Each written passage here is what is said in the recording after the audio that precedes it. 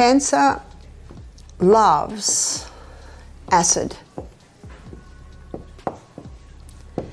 Cancer also loves no oxygen. So knowing those things, it makes a lot of sense to alkalize the tissues. And even though there's the drop of only 1 point, the drop of 1 point means 60% less oxygen available at the cellular level. The other thing cancer loves is sugar. So these are the 3 common denominators I find. And so when people come to us wanting help to conquer cancer, you see what we do? We suggest a diet that's highly alkalizing. We suggest ways to oxygenate the body. In fact, some health retreats have hyperbaric chambers. Have you heard of those? We have one, and it puts oxygen in under pressure. And we also greatly eliminate the glucose, the sugars going into the body.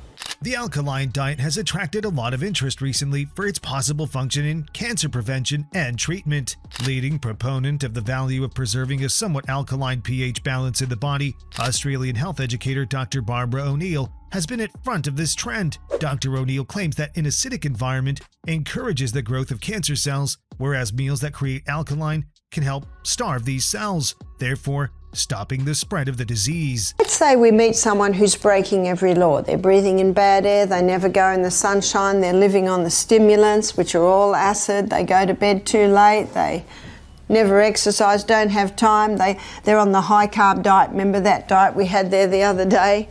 All acid forming foods. They don't drink water because they don't like the taste. I've never had a cow not like the taste. Never had a horse not like the taste. Why would humans not like the taste? Because they've tasted sweet other things. Isn't that true?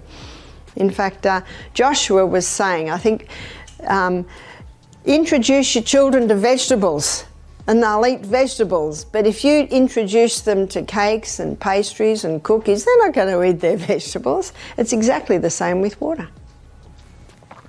Stress, worry, anxiety. Now this creates a very acid environment in the body. And the body's quickly trying to deal with that. And the blood pH is getting a little acid. It's going up to, well, it's going down, 7.35, 34, 33, we're dropping. And remember, down to 7.22 is death. So very quickly, the last resort buffer system is called on. Calcium, the most alkaline minerals pulled out of the bones in a form of calcium phosphate, comes into the blood, immediately helps to bring the balance back. 7.34, 35, we're safe. But now at a cost.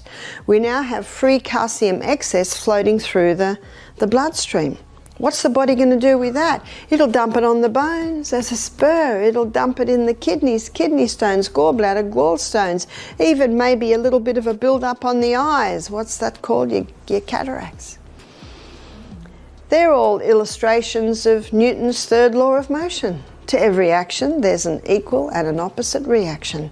The pH balance of the body is a delicate and complex system that plays a crucial role in maintaining overall health. The ideal pH for the human body is slightly alkaline, ranging from 7.35 to 7.45. When the body becomes too acidic, it creates an environment that is conducive to the growth of cancer cells. This is because cancer cells thrive in acidic environments where they can feed on glucose and other acidic substances.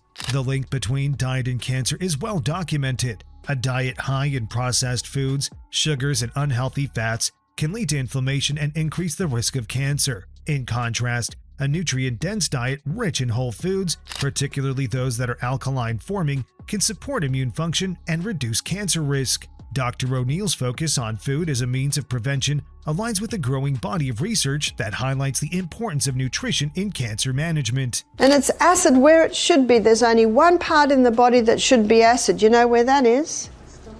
Stomach.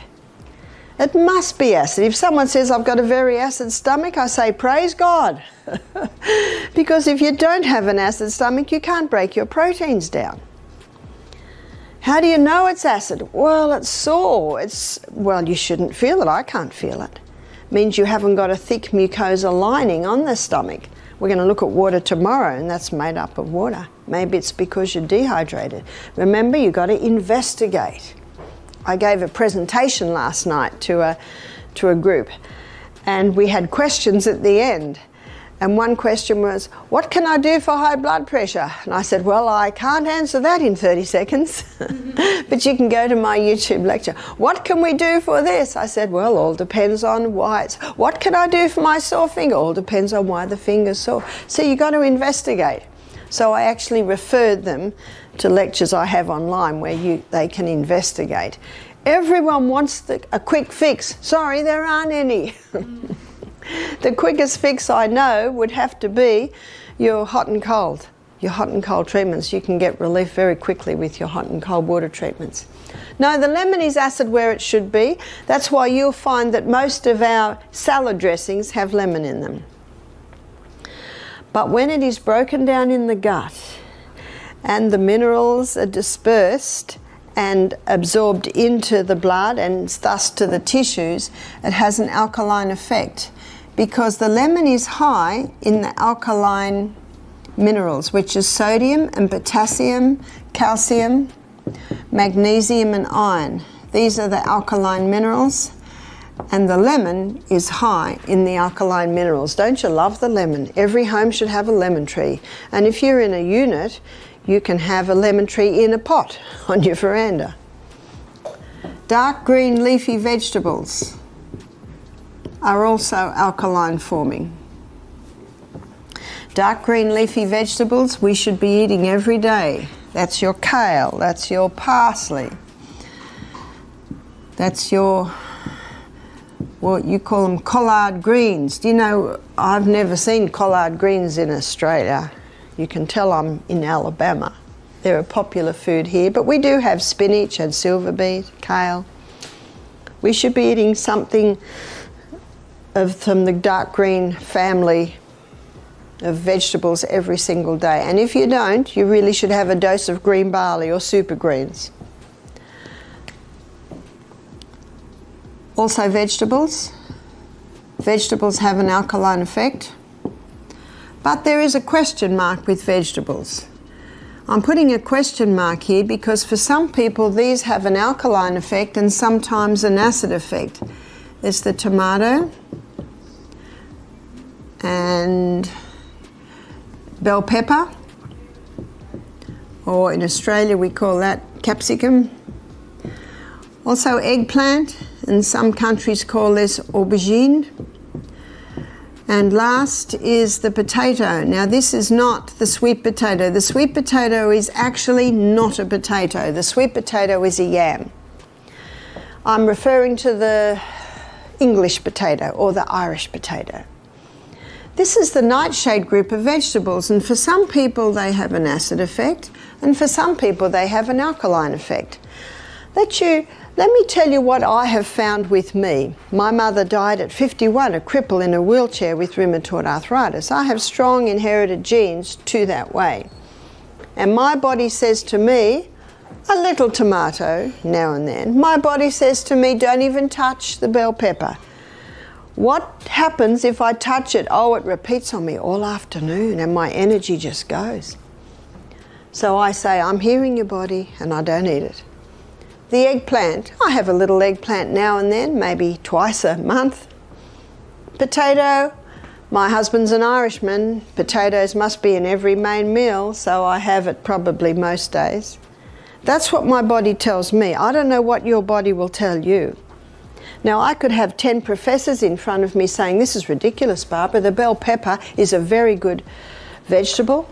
It is high in antioxidants and vitamin C's. You should be eating it. Who am I going to listen to? I've got to live in this body.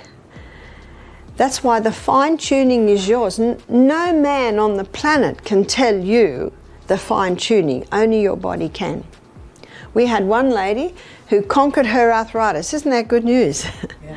She conquered her arthritis by stopping the nightshades. It appears if you have an inflammatory condition in the body, the nightshades will feed that inflammation. She conquered her arthritis. She was in her 70s. Even her swollen joints came down. Isn't that good news? She said to me, "Do you think I could start eating that now?" I said, "You could try. Your body will quickly tell you." She told me later that her body lets her have half a tomato every second day. Her body does not let her have the bell pepper. Her body lets her have a little eggplant now and then, and she has potato a couple of times a week. She said, "My body's happy with that." One lady said to me, "I can have the green bell pepper but not the red." Another lady said, "Well, I can have the red and not the green." Another lady said, "I can have the raw and not the cooked." And another lady said, "Well, I can have the cooked and not the raw." I find that my body's very happy with cayenne pepper, and yet that's from the capsicum of the bell pepper family. I think perhaps the medicinal properties of the cayenne pepper maybe far outweigh for me the reaction. So the choice is yours, the question mark's there. If you love this food, if you have no reaction and no arthritis, enjoy. When you cook the tomato with an oil, and I think you'll agree with me, olive oil and tomatoes go very nice. They almost hand in hand together. And you look at Lebanese food, Italian food, there's a lot of tomato and olive oil cooking. When it's cooked with an oil, it releases a plant chemical called lycopene. Lycopene is from the fat-soluble family, and that's another reason why we should be eating a little oil with our meals, because it helps release the fat-soluble vitamins. Lycopene is a potent antioxidant, and it has the ability to reduce the inflammation of the prostate gland, so that's good news, isn't it? So every man over the age of 40 should be having a cooked tomato and olive oil dish maybe 3 or 4 times a week. That's not hard. Lovely base for your chickpeas, your tomatoes, it is tomatoes. For your, in fact, isn't that Mexican? Your kidney beans to have with your tacos, or your tacos, I think you call them. Lima beans and lentils and soy are the 3 alkaline forming legumes. For your grains, the millet is alkaline. We had millet this morning. It's a delicious grain, isn't it? I'm sure you can understand when I said it needs to be dressed. It's basically a bland grain, but it's very nice with the stewed apple and the pear cream and the sprinkles on top. Or it's also very nice if you have it with savoury, your lentils. Quinoa. I think we'll be having quinoa at another breakfast time. These are alkaline grains, but they're also gluten-free grains, so that's made them very popular. Amaranth. Amaranth is a grain that's not very well known. I think the Aztecs, traditionally they've eaten the quinoa and the amaranth. It's a very tiny grain, and when you cook it, it goes like a lump of glue. But what I often do when my grandsons are with us, because they like a porridge, I'll put a little amaranth with the millet, or I'll put a little amaranth with the quinoa, or if they have oats, I'll put a little amaranth with the oats. So that's quite nice. Spelt. Spelt and kamut are wild hybrids of the original wheat. The 2 nuts are your almond and Brazil. And all your seeds have an alkaline effect. Incorporating alkaline-forming foods into your diet can be easy and delicious. One way to start is by adding lemons to your daily routine. Despite being acidic in nature, lemons are considered alkaline-forming once metabolized. They are rich in vitamin C, antioxidants, and flavonoids, which can help boost the immune system and reduce inflammation. Drinking a glass of lemon water first thing in the morning can help alkalize your body and set you up for a healthy day. Dark green leafy vegetables such as spinach, kale, and Swiss chard are also excellent additions to your diet. They are packed with vitamins, minerals, and phytonutrients that contribute to overall health. These vegetables are particularly high in chlorophyll, which has been shown to help detoxify the body and reduce cancer risk. Adding them to salads or sautéing them with garlic and lemon juice can make for a delicious and healthy side dish. Legumes, such as beans, lentils, and peas, are another great source of alkaline-forming foods.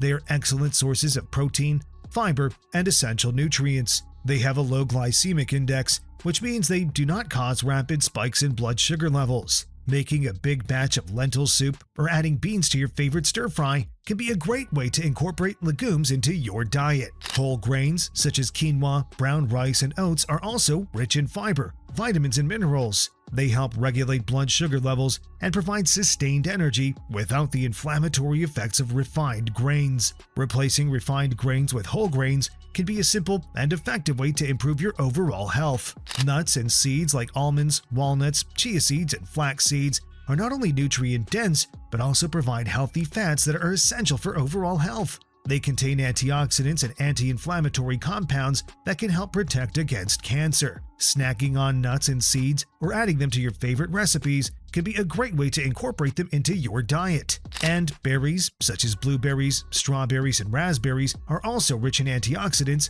vitamins, and minerals that can help combat cancer. Their natural sweetness can also satisfy cravings for sugar without the negative effects associated with refined sugars. Adding berries to your oatmeal or yogurt can be a delicious and healthy way to start your day. However, there are several other foods that have been shown to have anti-cancer properties. Turmeric, for example, contains curcumin, a compound that has potent anti-inflammatory and anti-cancer properties. Green tea contains catechins, which have been shown to have anti-cancer properties. Garlic and onions also contain compounds that have been shown to have anti-cancer properties. Incorporating these foods into your diet can be a great way to add variety and flavor while also supporting your overall health. Conclusion: the alkaline diet is a powerful tool in the fight against cancer. By incorporating alkaline-forming foods into your diet, you can help create an environment that is less conducive to the growth of cancer cells. With a little creativity and experimentation, you can easily add these foods to your daily routine and start experiencing the benefits of an alkaline diet.